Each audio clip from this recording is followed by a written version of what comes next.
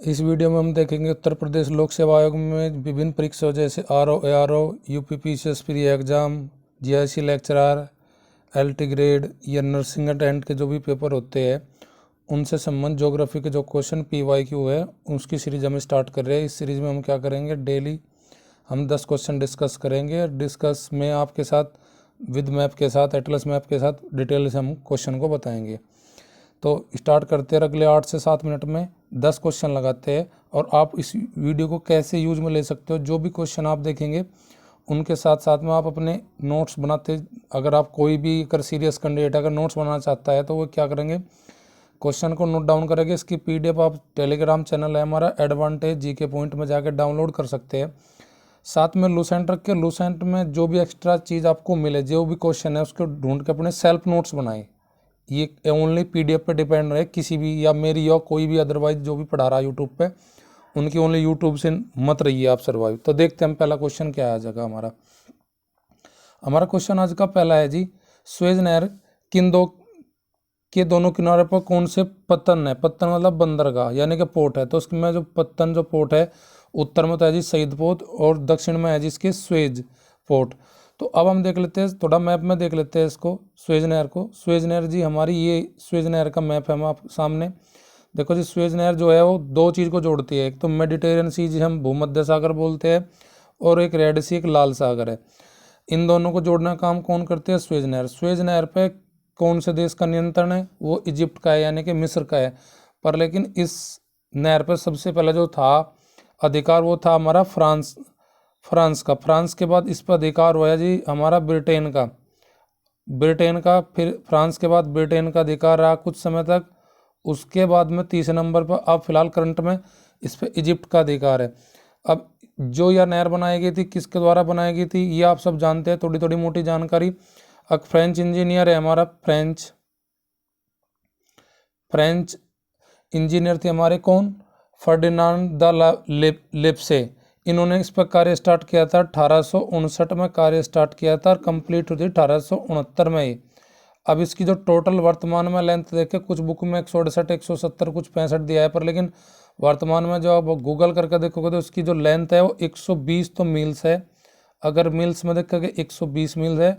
अगर किलोमीटर में देखेंगे तो 193 किलोमीटर इसकी लेंथ है, लंबाई यानी कि 193 किलोमीटर इसकी लेंथ है। अब थोड़ी सी बात और देख लेते हैं इसकी जानकारी फैक्ट, क्योंकि ये क्वेश्चन बहुत इंपॉर्टेंट है। ये क्वेश्चन बार बार पेपर में हमारे आता रहता है। अब देखो उसमें क्वेश्चन आता है कि स्वेज नहर का राष्ट्रीयकरण कब किया गया था। राष्ट्रीयकरण करा गया था जी 1956 में। स्वेज नहर का किसने करा था, उस टाइम पर जो हमारे मिस्र के राष्ट्रपति थे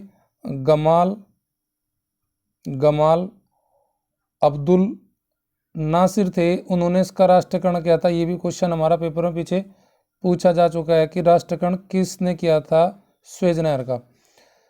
नेक्स्ट क्वेश्चन देखते हैं। अधिपादप कहाँ पाए जाते हैं। अधिपादप जो पाए जाते हैं वो विषुवतीय वन में पाए जाते हैं। विषुवतीय वन कौन से होते हैं, जो हमारे भूमध्य रेखा जो 0 डिग्री अक्षांश के आसपास के जो वन होते हैं हमारे भूमध्य वन बोले जाते हैं, वे विषुवतीय वन बोले जाते हैं। और उनमें क्या पाए जाते हैं, अधिपादप वन। अधिपादप वन वे होते हैं जो किसी बड़े वृक्ष की शाखा पर उगते हैं, उन्हें बोला जाता है अधिपादप वन। थोड़ा मैप से और क्लियर कर लेते हैं इस क्वेश्चन को हम। देखिए ये सारे हमारे कौन से वन है, विषुवतीय वन। देखो जो कर्क रेखा और मकर रेखा के बीच में जो हमारी इक्वेटर है, भूमध्य रेखा, उस पर स्थित जो भी है, जो कर अमेजोन के वन विषुवतीय रेखा वन है। जो कर कांगो बेसिन के अंदर जो वन है कांगो वन, वे भी विषुवतीय वन रेखा वन है। साउथ ईस्ट एशिया में जितने वन है वे हमारे कौन से वन को बोले जाते हैं, विषुवतीय रेखे वन बोले जाते हैं। नेक्स्ट क्वेश्चन हमारा है कि पृथ्वी जल के नीचे पिंगली चट्टान को हम क्या कहते हैं। देखो उसे बोलता है जी मैग्मा। मैग्मा हमारा एक लावा होता है जो ज्वालामुखी उद्गार के समय निकलता है। और ये ज्वालामुखी उद्गार के निकलने पर जो पृथ्वी पर ठंडा होकर जमता है, उसके मैग्मा के ठंडे होकर जमने पर जो हमारे बनते हैं चट्टान, व चट्टान बनते हैं कौन सी, आग्नेय चट्टान बनते हैं। आग्नेय चट्टान का निर्माण मैग्मा के ठंडे होकर जमने के कारण होता है जी। नेक्स्ट क्वेश्चन हमारा है ताप विलोमता का अर्थ क्या है। ताप विलोमता का अर्थ मतलब है जनरली क्या होता है, जब हम ऊंचाई पर जाते हैं तापमान घटता है, पर लेकिन कुछ ऐसी हमारी वायुमंडलीय परतें हैं जहाँ पे तापमान ऊंचाई के साथ बढ़ता है, तो उसे बोलते हैं हम ताप विलोमता। तो इसका राइट आंसर हो जाएगा हमारा ऑप्शन बी, ताप विलोमता के लिए ऊंचाई के साथ तापमान का बढ़ना तापलुमता बोला जाता है। किस जलवायु में पोर्ट बॉल को हम क्या बोलते हैं? पोर्टजोल बोलते हैं, पोर्टजोल मिट्टी बोलते हैं। पोर्टजोल मिट्टी का निर्माण किस मौसम में होता है, ये पूछा गया किस जलवायु में होता है, तो ये आर्द्र शीतोष्ण में होता है। पोर्टजोल मिट्टी जो होती है वो किसके लिए यूज की जाती है? इसमें पोषक तत्वों की कमी पाई जाती है, पर लेकिन इसका यूज किया जा सकता है, मोटी चराई या वानिकी के लिए कर सकते हैं हम इसका प्रयोग, किसका? पोर्टजोल का। नेक्स्ट क्वेश्चन हमारा है क्वेश्चन नंबर 6। अपर्दन चक्र में निम्न में से किस चरण में मोडेक नोक जो है कब दिखाई पड़ते हैं हमें अपर्दन के चक्र में? तो ये दिखाई देता है जी वृद्धावस्था में, यानी कि एंड में हमारे। तो इसका राइट आंसर डी हो जाएगा हमारा। नेक्स्ट क्वेश्चन है अल नीनो, बहुत फेमस क्वेश्चन है, बार बार हर एक एग्जाम में आता हो, सीटेट हो, यूपी ट्रिपल एससी हो या फिर कहीं भी एग्जाम हो, तो अल नीनो पे क्वेश्चन बनता है। तो उसमें पूछा है हमसे कि कहाँ पर कट होती है? पेरू तट पर होती है। पेरू तट यानी कि पेरू देश कहाँ पे? दक्षिण अमेरिकी जो हमारा कॉन्टिनेंट है, महाद्वीप है, उसमें पेरू हमारा देश है। आपको कमेंट में बताना पेरू की राजधानी कहाँ है। पेरू के साथ साथ में ऑप्शन हम ये भी कह सकते हैं कि जो इक्वाडोर है, इक्वाडोर भी हमारी अब पेपर में आ रही है। इक्वाडोर और पेरू के अंश से होते हैं, इक्वाडोर और पेरू के तट से होती है अल नीनो। अल नीनो की प्रकृति जो है वह गर्म जलधारा की है। और किस महासागर में उत्पन्न होती है? ये प्रशांत महासागर में उत्पन्न होती है जी अल नीनो जलधारा। अल नीनो जलधारा क्या करती है?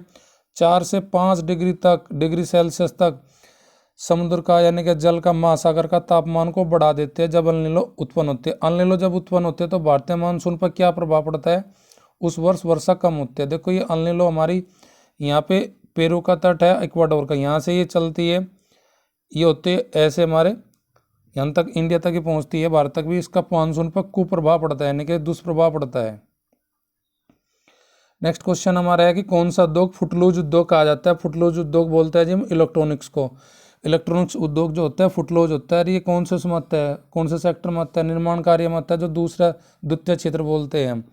इसमें सबसे कम कच्चे माल की जरूरत पड़ती है, भी क्वेश्चन पेपर में आ चुका हमारा कि सबसे कम माल के जो कच्चे माल की जरूरत पड़ती है वो पड़ती है इलेक्ट्रॉनिक्स उद्योग में।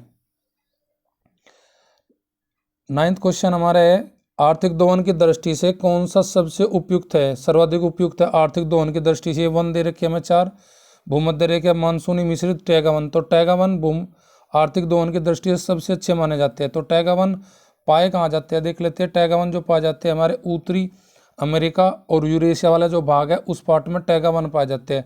टैगा वन की विशेषता क्या होती है ये सब हम बताएंगे आपको अगली स्लाइड में। देख लेते हैं। देखो ये वर्ल्ड मैप है, तो ये जो ब्लू है ये सारे टैगा वन की इस लोकेशन बताते हैं। यूरेशिया भाग है जो रूस का, भारत में जो एशिया का हिस्सा है वो यूरेशिया बोला जाता है।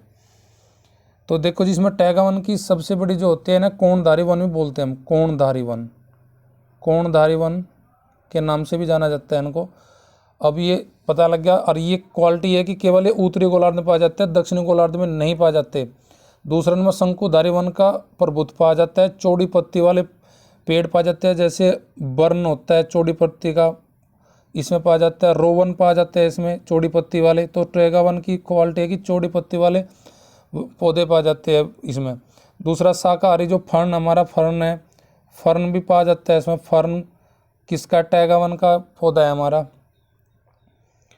और लास्ट हमारा क्वेश्चन आज का क्वेश्चन नंबर 10, सबसे पहले पेट्रोल का उत्पादन किस देश में होता है? देखो मोस्टली सोचते हैं लोग बाग अरब की खाड़ी, ईरान से अंसे तेल ताल के कुएं खोदे गए थे ज़्यादातर, क्योंकि ये ज़्यादा देश है जो तेल का उत्पादन करते हैं। पर लेकिन सबसे पहले वर्ल्ड में जो उत्पादन हुआ था तेल का वो यूएसए में होता है, संयुक्त राज्य अमेरिका में।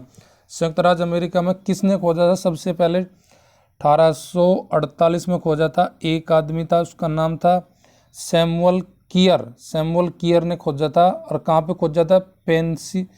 पेनिसवेनिया जो हमारा राज्य है, पेंसिल्वेनिया अमेरिका में एक राज्य है, जो कर हमारा यहाँ पे उत्तर प्रदेश राज्य है, उसमें खोजा था 1848 में। पर लेकिन व्यावसायिक तौर पर जो वहाँ पे कार्य स्टार्ट हुआ था वो था तेल का 1859 में बिजनेस के तौर पर। वो खोजा गया था किसके द्वारा?